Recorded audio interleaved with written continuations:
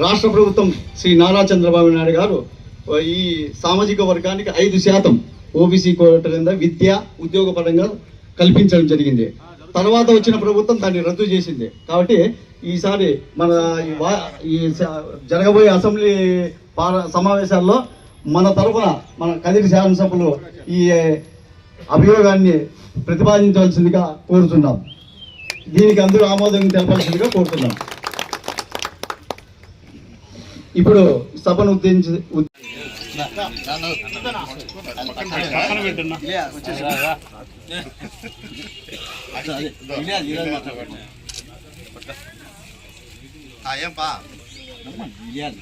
నాదేనా పక్క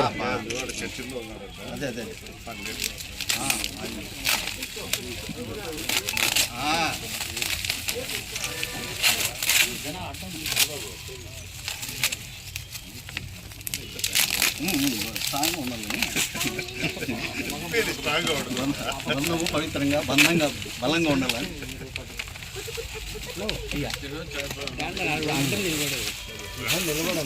ఫోటో తీసుకునే వచ్చిన ఫోటో తీసుకున్నా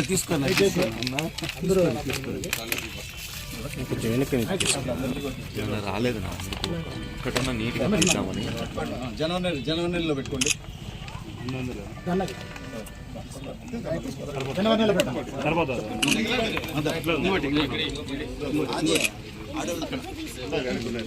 దండిగా ఉన్నాయి ఊరికి ఒక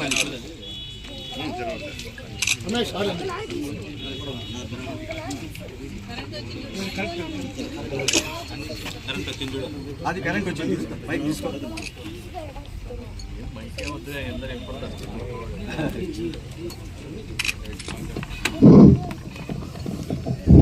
నూతన క్యాలెండర్ మహోత్సవానికి కార్యక్రమానికి మన కదిరి ఎమ్మెల్యే కందికుంట వెంకటరమణ గారికి స్వాగతం సుస్వాగతం. ఇప్పుడు మన పట్టణ అధ్యక్షులు మాట్లాడుతుందిగా కోరుతున్నాను. దయచేసి అందరూ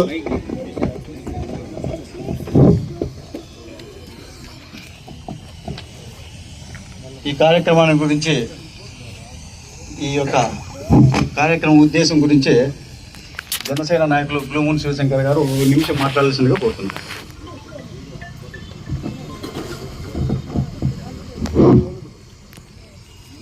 కదిరి పట్టణ బలిజ సేవా సంఘం ఈరోజు నూతన సంవత్సర క్యాలెండర్ ఆవిష్కరణ కార్యక్రమాన్ని నిర్వహించడం, ఆ కార్యక్రమానికి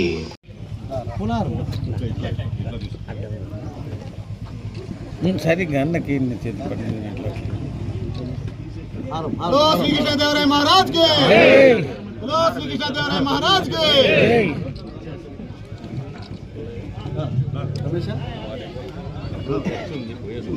అందుకే పంపించాలని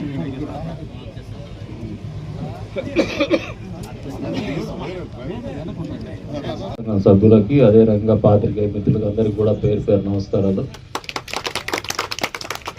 మొదటిగా మీ అందరికి కూడా నేను క్షమాపణ చెప్తాను. నాకు కొంచెం గిల్టీగానే ఉంది ఇటుకు వచ్చినాక, ఎందుకంటే మీకు మాట ఇచ్చినా నేను ఫస్ట్ టైం మాట ఇచ్చి మళ్ళీ ఎప్పుడు కూడా ఆ సభకు పోను పూర్తి చేయకుండా. ఫస్ట్ టైం వచ్చిన సిగ్గిట్ చేసి దయచేసి అనగా చదువు. కానీ నాకు ఇంకో క్లారిఫికేషన్ ఉంది.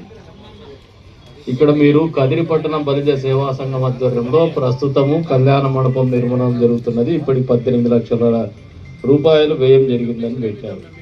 మీకు దీంట్లో వాస్తవాలు చెప్తాను. నేను 2019 ఎన్నికల సందర్భంగా 50 లక్షల రూపాయలు ఇచ్చినప్పుడు 50 లక్షల రూపాయలు కాంట్రాక్టర్ని మీకు అప్పచెప్పినాను. అప్పచెప్పిన తర్వాత ఆయన ఎలక్షన్స్లో మనం ఓడిపోయినాం, ప్రభుత్వం కూడా పోయిన తర్వాత పని నేను చెయ్యను అని చెప్పేసి నా దగ్గరికి వచ్చినాడు. 16 లక్షల రూపాయలు రిటర్న్ కొట్టినాడు ఆయన. అంటే 50 లక్షల్లో 16 లక్షల రూపాయలు రిటర్న్ కొట్టినాడంటే 34 లక్షల రూపాయలు నా అకౌంట్ నుంచి మీ అకౌంట్లో ఉంది. మరి 18 లక్షల రూపాయలు వ్యయం దేనికి జరిగిందో నాకు తెలీదు. ఇది వాస్తవం. కానీ ఆ రోజు నేను ఇచ్చిన మాట అయితే మాత్రం పూర్తి చేసి ఇస్తానని చెప్పేసి దసరా ఈ ఒక్క మాటలో నేను కొంచెం తప్పిదం చేసిన. నియోజకవర్గ ప్రజలకు కూడా క్షమాపణ చెప్తాను. ఎందుకంటే ఒక మాట ఇచ్చినాక నాయకులు నిలబడలేదు. మొట్టమొదటిసారిగా నేను నిలబడలేకపోయాను. ఈ విషయంలో నిలబడి చేసి చూపిస్తాను నాకు. ఎందుకంటే ఇప్పుడు నేను చెప్పినా నాకు క్యాండిడేట్ లేదు. చేస్తేనే దానికి ఏదైనా శాంటిటీ ఉంటుంది. కాబట్టి దాని గురించి పెద్ద ప్రస్తావించను. వాస్తవాలు కూడా మీ ముందుకు పెట్టినా, నేను చేసిన పని కానీ, అంటే నేను చేయలేని పని కానీ, నేను మాట ఇచ్చి తప్పడం కానీ అన్ని వాస్తవాలు మీ ముందు పెట్టినాను. భవిష్యత్తులో వచ్చే మీటింగ్కి మీ దగ్గర తల ఉంచుకునే విధంగా కాకుండా తల ఎత్తుకునే విధంగానే వస్తానని చెప్పేసి కూడా సందర్భంగా తెలియజేస్తాను. రెండో విషయం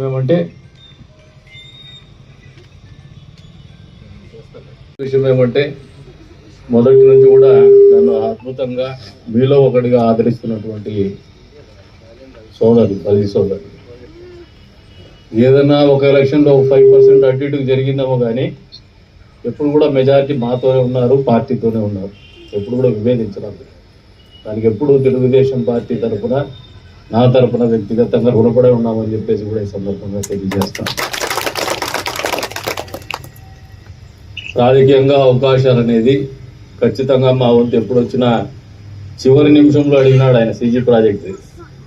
నన్ను దాదాపు మా నాయకులందరూ గొడవ పెట్టుకొని తిడుతున్నా కూడా నేను సరే చేసేసేయండి వాళ్ళకని చెప్పిన.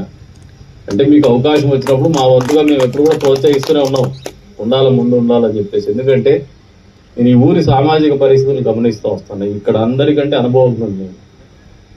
ఇక్కడ ఈ సమతుల్యము అట్లే ఉండాలంటే ఖచ్చితంగా మీరు రాజకీయాల్లో కానీ సమాజ సేవలో కానీ నిత్యం భాగస్వాములుగా ఉంటేనే ఆ సమతుల్యం మెయింటైన్ అవుతా ఉంది. అంతేకాకుండా నరసింహస్వామి ఉత్సవాలు జరగాలన్నా కూడా మీ బోయలతో పాటు బలిజలు ఎంత పెద్ద ఎత్తున భాగస్వామ్యం ఉందో నేను ఎప్పుడు కూడా చూస్తూనే వస్తాను. కాబట్టి ఈ నియోజకవర్గంలో ప్రత్యేకించి కదిరి పట్టణంలో ఆ సమతుల్యము ఉండాలంటే ఖచ్చితంగా మీకు ఎప్పుడు కూడా బాధ్యతలు ఉండాలా, గౌరవం ఉండాలా, గుర్తింపు ఉండాలా, రాజకీయ ప్రాధాన్యత ఉండాలని నేను కూడా బలంగా నమ్ముతానని చెప్పి కూడా తెలియజేస్తాను. ఇకపోతే ఇంకా కొన్ని విషయాలు అడిగినారు ఓబీసీ గురించి. అది ఆ చర్చనీయాంశం లేకపోయినామంటే మనం అందరూ వివాదాలు లేక నెట్టబడతాం. ఓబీసీ అయినా ఈడబ్ల్యూసీ అయినా ఒకటే.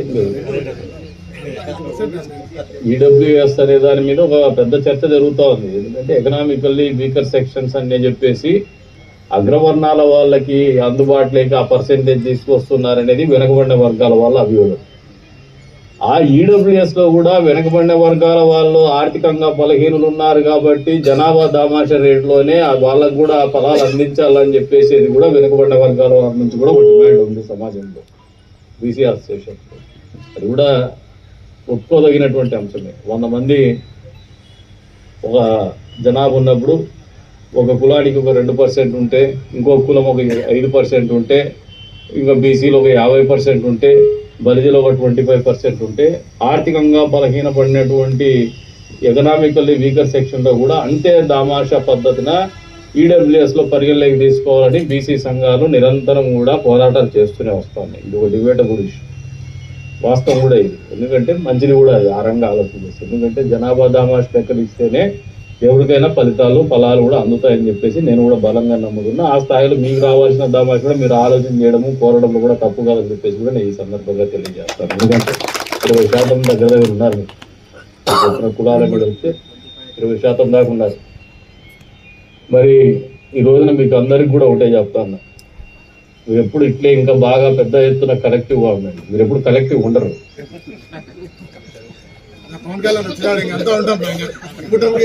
మీరు ఎప్పుడు కూడా కలెక్టివ్గా ఉండండి.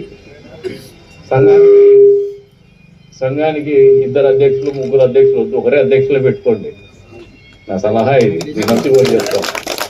ఏకతాటి మీద ఉండండి. మీరు మీ బలాన్ని మీరు కోల్పోవద్దండి. ఎదుటోనికి బలహీనంగా కనపడొద్దండి. మీ హక్కులు కావాలా, మీకు ప్రాతినిధ్యం కావాలంటే మీరు ఏకతాటి మీద ఉంటేనే అది సాధ్యం అని చెప్పేసి కూడా మీకు ఈ సందర్భంగా తెలియజేస్తా ఉందా. మరొకసారి ఈ క్యాలెండర్ ఆవిష్కరణ సందర్భంగా మీకు అందరికీ కూడా మనస్ఫూర్తిగా శుభాకాంక్షలు తెలుపుతా ఉన్నాను. వచ్చే రోజుల్లో మీ సంఘం ఆధ్వర్యంలో మరిన్ని సామాజిక కార్యక్రమాలు ఈ నియోజకవర్గంలో, ఈ పట్టణంలో జరగాలని చెప్పేసి కూడా మనస్ఫూర్తిగా కోరుకుంటూ, మీరు నిరంతరం కూడా ఆ దిశగా మీ భాగస్వామ్యం ఉంటూనే వస్తూ ఉంది. ఇంకా పెద్ద ఎత్తున కూడా సామాజిక కార్యక్రమాలు మీ భాగస్వామ్యం ఉండాలని చెప్పేసి కూడా మనస్ఫూర్తిగా కోరుకుంటూ, ఇంకా చెప్పినాడు సోదరుడు భైరవ్ ప్రసాద్ గారు చిన్న పూలు అమ్ముకొని, పూలే కాకుండా వ్యాపారం కూడా చేసుకుంటున్నారు. వేరే వర్గాల కంటే కొద్దిగా బాగానే ఉన్నారు, వెనుకబడిన వర్గాల కంటే. ఇంకా మీరు ఎదగాలని చెప్పి కోరుకోవడంలో తప్పు లేదు. నేను కూడా మనస్ఫూర్తిగా మీరందరూ ఇంకా ఉన్నతమైన స్థాయిలో ఉండాలా, ఉన్నతమైన స్థానాలకు పోవాలని నేను కూడా కోరుకుంటాను. ఎందుకంటే సాటి మనిషిగా దాంట్లో తప్పు లేదని చెప్పేసి కూడా కోరుకుంటూ మీకు మరింత ప్రోత్సాహం అందల్లా భవిష్యత్తులో మీరు మరిన్ని ఉన్నతమైనటువంటి పరిస్థితుల్లో ఇక్కడ జీవన ప్రమాణాలు బతకాలని చెప్పేసి కూడా మనస్ఫూర్తిగా కోరుకుంటూ అందుకు కావాల్సిన నా వంతు తోడ్పాటు ఎప్పుడు కూడా మీ కుటుంబ సభ్యుడిగా ఉంటుందని చెప్పేసి కూడా తెలియజేసుకుంటూ మరొకసారి మీకు అందరికీ కూడా మనస్ఫూర్తిగా శుభాకాంక్షలు తెలుపుకుంటూ అవకాశం ఇచ్చిన మీ అందరికీ కూడా పేరు పేరు ధన్యవాదాలు తెలుపుకుంటూ సెలవు తీసుకుంటున్నాను.